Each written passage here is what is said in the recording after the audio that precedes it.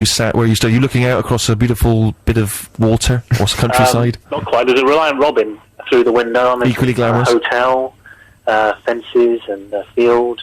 Can't quite see the sea from here, but no doubt I'll be popping out later for a bit of a splash. A lot of people are wondering how the hell you're bankrolling this whole event, because you're not doing it for charity. Presumably no one's actually sponsored you, no one's paying for all of this. So tell us, how exactly are you financing it? Years of no holidays, and saving up, and then just kind of crossing my fingers and hoping. And of course, you've been involved also for years in organised crime. Lest you forget. Well, I do like to talk about that, Steve. Sure. And all the resources and leaflets are available. That British Godfather that went down the other day has left you an interesting little area to occupy in his absence. You could slip in there. So listen, so how long do you think it will take you before you actually get to your finishing spot? Well, I reckon there's 80 odd miles to go, so I've got a leisurely stroll in. So I guess 4 or 5 days. See, I'm thinking that in an effort to make this a little bit more interesting, and also to support Comic Relief, which is coming up on Friday. More interesting? Okay, yeah, go on. Well, it's interesting in some way. Yeah. What we should do is make a little wager. All right. Now you're saying it's going to take you maybe 4 or 5 days, right? Well, Comic Relief is on Friday. So what about this? What if you don't make it? If you do make it by Friday, then I will donate my fee for the Steve Show to Comic Relief, right? And so that's like 60 quid going straight to Comic Relief. No, to be honest with you, it's a little bit more sizable than that, and not actually it's not. But without wishing to sort of to be annoyed at my agent, that's a separate issue. No, I would donate a sizable sum of money to Comic Relief if you fail. No, hang on, what did I say? If you do make it. So basically, hang on, what am I trying to say? So what's the challenge, Dave? You've got to make it by Friday, right? Or you have to undergo some kind of forfeit. So the initial challenge isn't hard enough then, is that what you're saying? No, exactly, I feel like maybe... physical feat of walking the whole length of the country. But there's no deadline. Without a deadline, it's nothing. The clock's got to be ticking, Dave, do you see? This walk is the only thing of any purity and integrity in my life, and you're turning it into some kind of game show, Steve. Yeah, yes I am. And so do you think that you could? Are you going to make it comfortably by Friday? I can easily make it by Friday. You've given away your money already. Okay, Wednesday. Haven't you? If you don't make it by Wednesday, right, then you have to walk all the way back again. No, okay, all right, maybe not. Thursday. All right. If I make it by Thursday, then you. And tell you what, I'll chuck in my fee for this program as well, which is, as you know, nothing. Right. I just feel like this is. I think there's got to be some kind of forfeit for you, surely. Right. And what gentlemen, is that? any ideas? Let me just throw it out to the panel here, guys. How can we make this in the slightest bit interesting? I would imagine that Dave has to take off an item of clothing for every hour after the deadline. Okay, what about this? All right, so what if you have to have your photo taken nude at John O'Groats? And we have to, and you can post that on the web to prove that it's true. Obviously, we'll block out any kind of your face. We'll block out your face. And but you know, there needs to be some forfeit. Dave, are you happy about that? Steve, that's a bit of a fantasy of mine anyway. So, brilliant. Okay. All right, so if Dave, hang on, let's just get this right, because I shouldn't have sprung this on me, because I always get confused. You've got to make it by Wednesday. If you make it, hang on. All right, Thursday. Okay. If you make it by Thursday, okay, then and we probably need like so let's say what 9 o'clock Thursday. High noon Thursday. Yeah. How about midday? Because I fancy a breakfast. Okay, so if you don't make it by midday, you have to strip off once you make it to John O'Groats and have your photo taken. We'll post it on the web, alright? We'll block out any indiscretions. Yeah. Okay, and if you do make it, then I will donate my fee to Comic Relief. Beautiful. Just to add a little bit of tension, a little bit of a clock ticking. Of course, we've only got your words on this, so that doesn't really work. Please tell the truth. Yeah, just be honest. It's for Comic Relief, for goodness sake, Dave. Are you a man of integrity? I try. Okay, yeah, you have to call me. Yeah, but he could just say he's there, Jude. That doesn't work. We have to speak to somebody else. All right, yes, that's right. You need to get a stranger on the phone with me to verify that you are at John O'Groats. Okay. All right, and then as you take your clothes off, they will be on the phone describing what they're seeing. Taking the phone. It's terribly exciting. It is exciting, isn't it? All right, okay, good. At last, we've got there. Well done. Round of applause to Dave. Beautiful. He's accepted that challenge. A lot of people are saying I should have thought that through before we went on air. I'm saying that's not the way we work. What is your musical choice? That's the whole reason you're on the show, Dave. You have, in the past, provided me with some excellent music. What have you got for me this week? Yes, this week, what is it? Ryan Adams has had a bit of a solo career, hasn't he? But before that, he was in a band called Whiskey Town, and they released some albums with some songs on them, and this is one of them songs. Thank you very much. It's good to see that you've not lost enthusiasm for this show. We will speak to you in the week, Dave. Good luck. You have to make it by Thursday. The clock is ticking. Good luck, my friend. Right. Thank you very much. Dave's choice this week, Whiskey Town and 16 Days. Good luck to Dave, and even though he and I now are locked in mortal combat, I wish him all the best, obviously. On the subject of comic relief, I've been asked to read this out, although of course I myself am not a trained actor. Luckily the man in the room is Mr. Rufus Gerard Wright. Oh. If you would read this there, it's a little promotion that Six Music is currently doing, if you're happy to read that. Yeah, as much as you can. The BBC, as much as you can. Leave out the long words. Enter our Red Nose Day competition and you can win the chance to perform in... Am I doing this as an actor or am I just reading it out? I never really know. Well, just give it a certain gusto. Okay. Yeah. Could you do it in an accent, perhaps? Any accent you like. Oh, I love this game.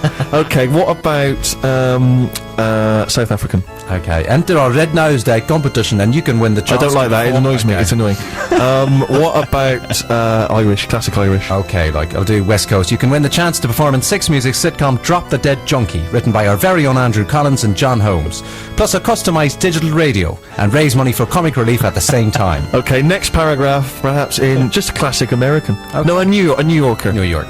Andrew and John will be writing the live sitcom throughout Red Nose Day, with special guest stars popping in to perform in this potentially award-winning series. Well, that's what it says here. Would you like to be on air beside the biggest names in showbiz and the newsroom's Harvey Cook? If so, all you have to do is answer this question. Okay, the question is going to be set in a voice of your choice, Har. Just choose an accent. Just choose an accent. I think Geordie. Okay. I'm not very good at Geordie. Which rock star bothering supermodel joined Little Britain live on stage for comic relief last November? Was it A, Naomi Campbell, B, Kate Moss, or C, Helena Christensen?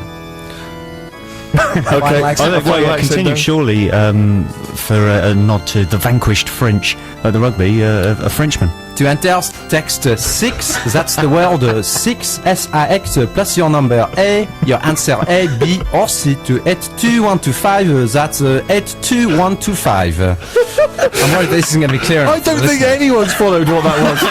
I mean, we're trying to raise money for comic relief. We've amused ourselves with your myriad of accents, but it's no good.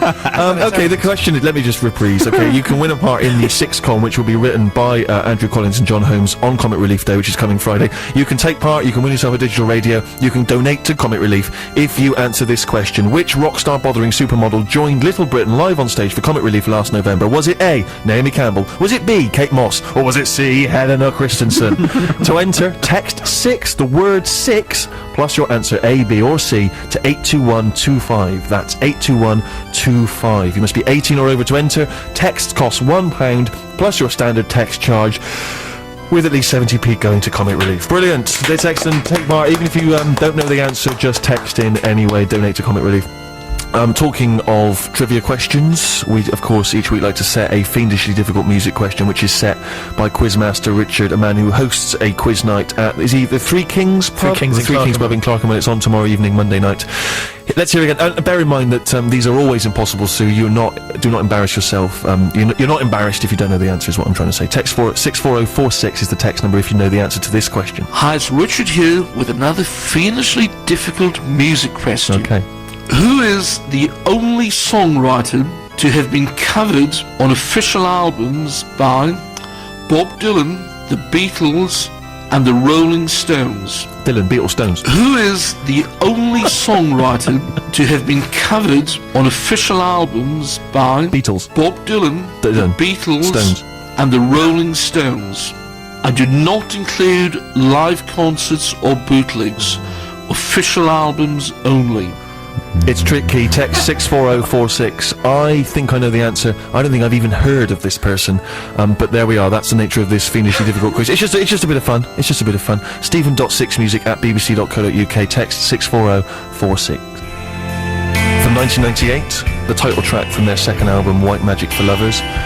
That's Drugstore. Does anyone know what happened to Drugstore? Are they still recording? Are they still together? I was looking on the web. I couldn't find any information about DS. So if you know, get in touch. 64046. Maybe we'll get the answer before the end of the show. Stephen.sixmusic@bbc.co.uk. We're almost out of time. I want to thank Dan, Rufus, and Harry straight away. Round of applause for them.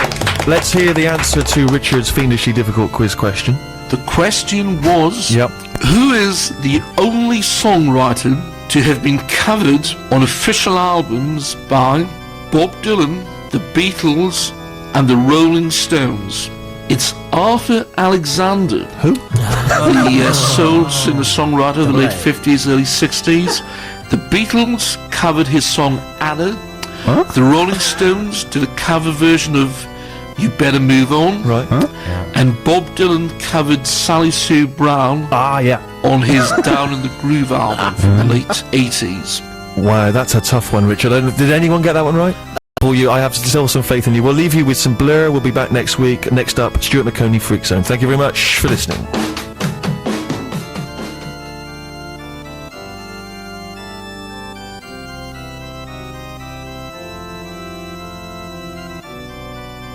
BBC Six Music. Closer to the music that matters.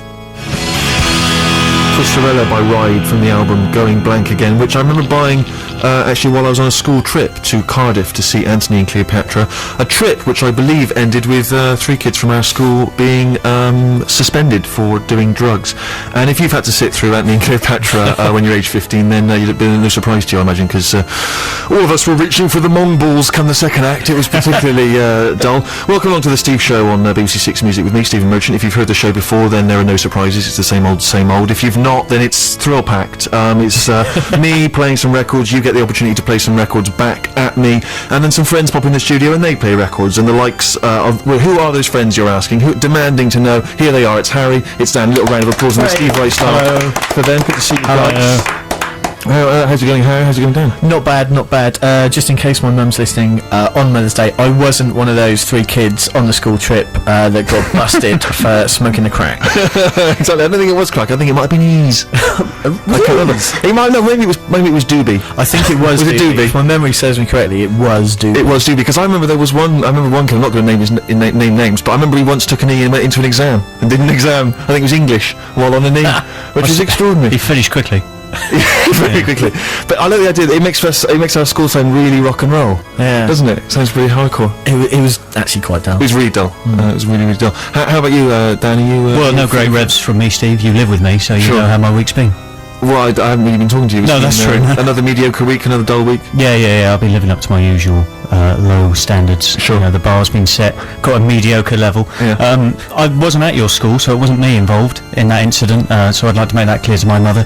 It won't really matter to her though, because just being of that age is enough for me to be tarred with the same brush. Sure, So, yeah. Long ball taking brush. Exactly. Now listen, we played a bit of Ride, Going Blank Again, a band that seemed to have sort of slipped net somewhat, Harry. I know you used to be a fan, and they seem to have drifted away from view. Yeah, I used to be a huge fan. They were a bit shoegazy, weren't they, to start with? Then they hit sort of pop gold. They had a rock phase, and then they had a big argument, and one of them joined Oasis. Yeah. Thanks for that. A perfect summary, Lorraine. Applause for that. Anyway, other tracks on that album are many and varied, obviously, but there's one which samples a clip from a film. I think we've got it here. Play it. It's a little quiz question for the listeners. Oh, he hasn't got it ready. Listen, we've got an amateur at the decks. It's a shame. I'll do it. Can you do it? Even a stopped clock is right twice a day. Or something like that. Yeah, exactly. Just repeat it for us. Even a stopped clock is right twice a day. I don't know why you're doing it in some kind of Polish accent. I don't believe it is. But anyway, it's a little quiz question which we're going to set you to the listeners, just so that you can kind of get your minds working, get your text fingers warmed up. You can text us 64046. What's the name of the film from which Ride took that sample? Text 64046. It's the Steve Show.